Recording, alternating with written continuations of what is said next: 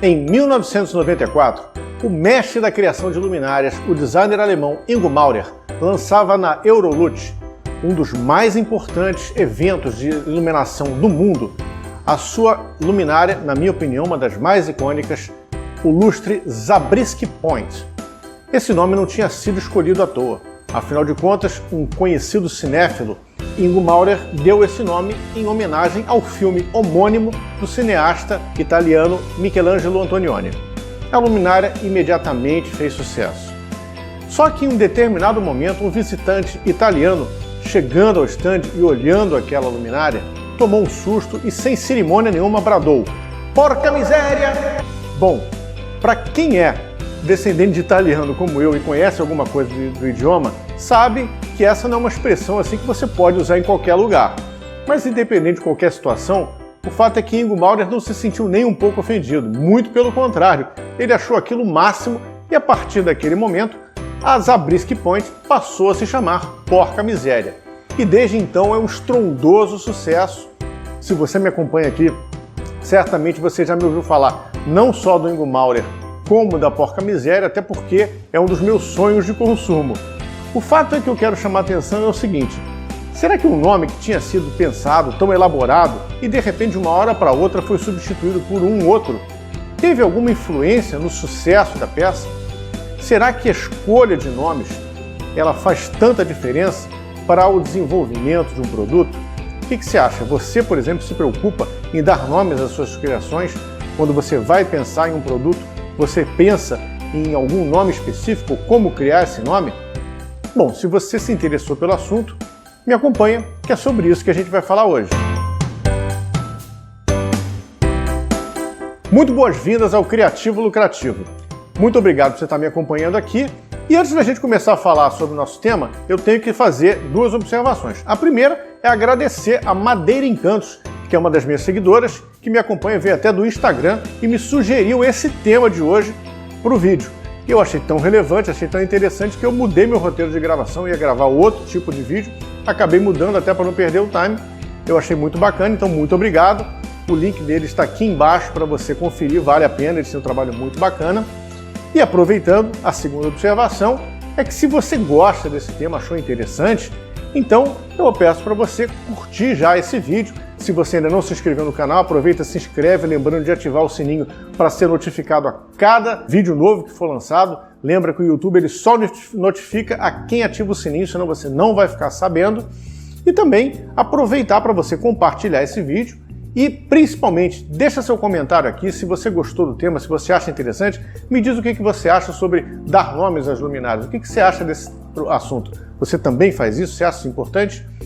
Mas vamos lá começar a falar sobre nomes de produtos, né? Eu já ia falar o nome de luminária, mas na verdade esse tema é mais amplo, é nome de produto, inclusive luminária também. Dar nomes aos produtos, às suas criações, não é uma coisa nova, pelo contrário, isso daí é uma coisa já bem antiga e vem da arte. Os artistas sempre tiveram hábitos, isso há séculos e séculos, de batizar suas criações.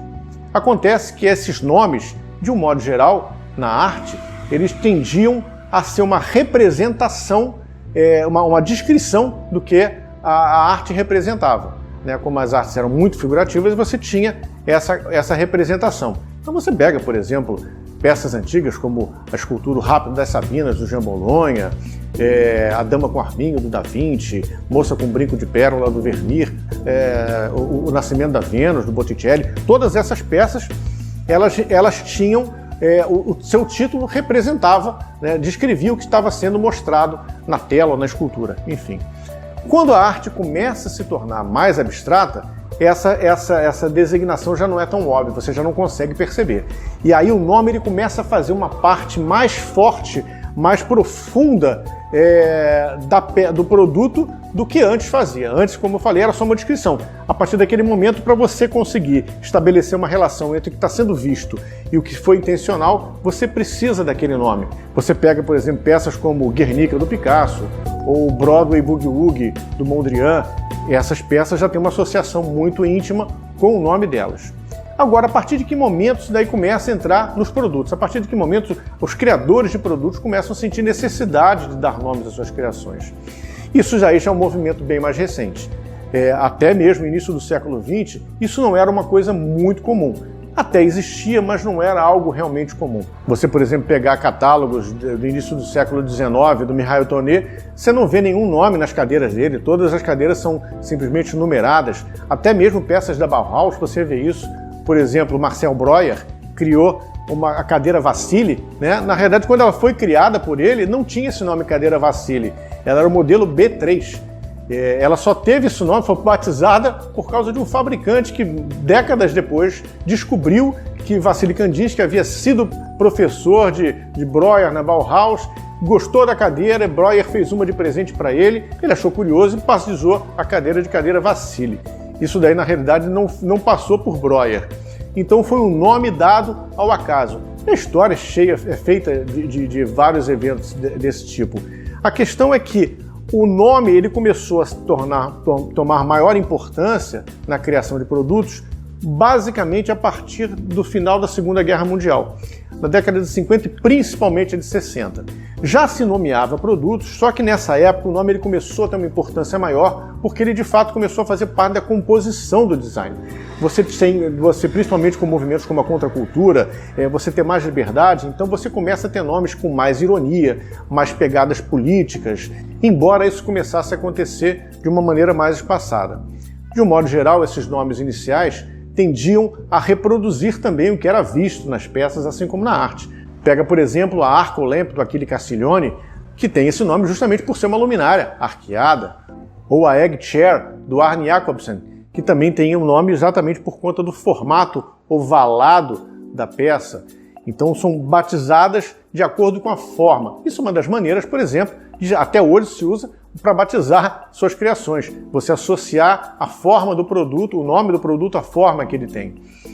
Agora, se a gente começar a vir mais para o presente, vamos falar, por exemplo, uma das peças mais icônicas assim, do final do século XX, do Philippe Starck, o Juicy Salif, o espremedor de cítricos, muito conhecido, também uma peça muito conhecida dele. Juicy Salif. Salif não tem uma tradução assim, muito literal, mas obviamente a intenção dele foi criar um nome como alguma coisa como se fosse saliva suculenta, que é um nome que causa até uma certa repulsa, né, para algum produto que vai trabalhar com alimento, mas obviamente a intenção dele era não só com o nome, mas com a própria peça, era criar uma discussão muito mais que criar um produto utilitário.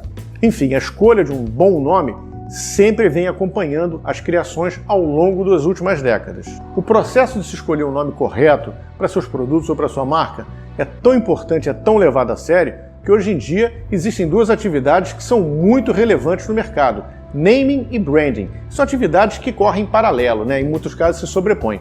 Eu já aviso que eu não vou me aprofundar nelas aqui porque não é o meu objetivo nesse vídeo. Agora, isso daí é tão importante que empresas gastam literalmente milhões para escolher os seus nomes. Agora, afinal de contas, por que a gente batiza as nossas criações? Isso tem um objetivo principal, um objetivo primário. Pensa bem, o que tem nome na nossa vida? Pessoas têm nomes. Você tem um nome, eu tenho um nome, todo mundo tem um nome. Na hora que você coloca um nome em alguém, você personifica, você destaca aquela pessoa das demais. Aquela pessoa passa a ser aquela pessoa especificamente. Nós fazemos isso, por exemplo, também com os nossos animais de estimação. As pessoas que têm um afeto especial por algum animal de estimação, ele deixa de ser simplesmente um cachorro, um gato, um papagaio, enfim, e passa a ser aquele animal específico. Você dá um nome àquilo, ou seja, você personifica, você destaca ele. Quando você faz isso com, por exemplo, com uma marca, né, com uma empresa, as empresas também se preocupam, por isso a importância do naming e do branding, que se preocupam com a escolha precisa de nome, justamente porque isso é uma maneira de se destacar dentre os demais, ela se tornar única naquele meio. E não é diferente com os produtos. No caso do produto, isso daí precisa de uma abordagem também um pouco diferenciada. Até porque ele tem que muitas vezes estar associado a uma marca, tem que falar com a linguagem dessa marca, mas ele também tem que transmitir outras ideias, tem que transmitir outros conceitos. Na realidade, não existe um conjunto de regras, né? Existem procedimentos de bom senso quando você vai estabelecer um nome de algum produto. Como eu falei inicialmente, muitas vezes os nomes são escolhidos às vezes em função da forma daquele produto. Vou dar um exemplo meu aqui. Eu tenho minha empresa de iluminação, a Luz Carioca Iluminação, que é uma empresa que desenvolve luminárias especiais, embora a gente tenha uma linha própria de varejo. Essa linha ela não é recorrente, né? De vez em quando a gente põe em trabalho, às vezes não, mas todos os produtos da minha linha de varejo têm nomes de lugares do Rio de Janeiro. Eu sou do Rio de Janeiro, minha empresa chama Luz Carioca, então eu coloco o nome dos lugares do Rio de Janeiro. Essas peças, as minhas luminárias, têm alguma coisa a ver com os lugares que elas têm os nomes? Por exemplo, eu tenho uma peça chamada Tijuca, outra chamada Laranjeiras, outra chamada Leblon. Nenhuma delas tem qualquer tipo de associação formal, estética, com os lugares que eu usei como batismo, mas simplesmente para criar uma unidade de marca. Então, você tem que pensar nisso. Existe essa necessidade? Às vezes você pode criar essa necessidade. Você pode associar o seu produto, a sua marca, a alguma coisa, a elementos da natureza, a cores, ao humor. A gente falou no início da porca-miséria. A porca-miséria foi associada a um conceito. Na hora que você olha a peça, você vê de repente aquele caos, aquela situação totalmente de aparente descontrole. Por isso que o sujeito bradou porca-miséria, ele estava exatamente fazendo isso. Era uma emoção que estava sendo transposta. Então, o ideal para você pensar, quando você vai desenvolver o nome de um produto, por exemplo, você pode tentar associar, né, a formas, como eu falei, a situações, a emoções, a lugares, né, a experiências suas. A natureza é uma grande fonte de referência para nomes também, animais. Agora, mais importante do que isso, eu acho que existem duas situações que tem que se destacar. A primeira é a sonoridade do nome. O nome ele tem que ter uma sonoridade forte e compatível com o que você está querendo transportar, né? Com o nome forte e compatível de acordo com o produto que ele tem. Se você pensar, por exemplo, automóveis, né? Toda indústria de automóveis dá nomes muito fortes aos carros. E quanto mais potente, mais forte é o nome daquele carro, né? Sempre nomes relativos à força, ventos, tempestades ou coisas que o valham. E outra coisa, a capacidade de se pronunciar corretamente aquele nome. Um nome que às vezes, aqui no Brasil, por exemplo, a gente tem esse hábito de usar nomes estrangeiros para tudo e que muitas vezes os consumidores simplesmente não conseguem reproduzir, pronunciar corretamente. Isso não tem necessariamente nem a ver com o nível cultural, né? Mas simplesmente da experiência. Às vezes são nomes complexos que as pessoas nunca conseguem pronunciar corretamente. Obviamente, isso tudo também está associado ao tipo de consumidor que você tem. Um consumidor que vai compreender aquilo, um consumidor que vai valorizar aquilo da maneira que você quer valorizar. Aí agora, deixando minha opinião clara sobre a escolha de nomes. Sim, você escolher um nome forte pode, sem dúvida nenhuma, facilitar muito a sua vida e a vida do seu produto. Pode ajudar muito. Agora, o sucesso do seu produto depende basicamente de um único ponto: de você atender às necessidades de quem precisa daquele produto. E aí, honestamente, não vai interessar o nome que ele vai ter. O nome pode ser um plus, né? Algo a mais que vai te ajudar, mas certamente não vai ser o decisor do sucesso do seu produto. Então, pensa nisso, pensa o quanto vale a pena você realmente se bloquear, se martirizar por causa de um nome. Até porque a gente já viu que nomes podem ser mudados.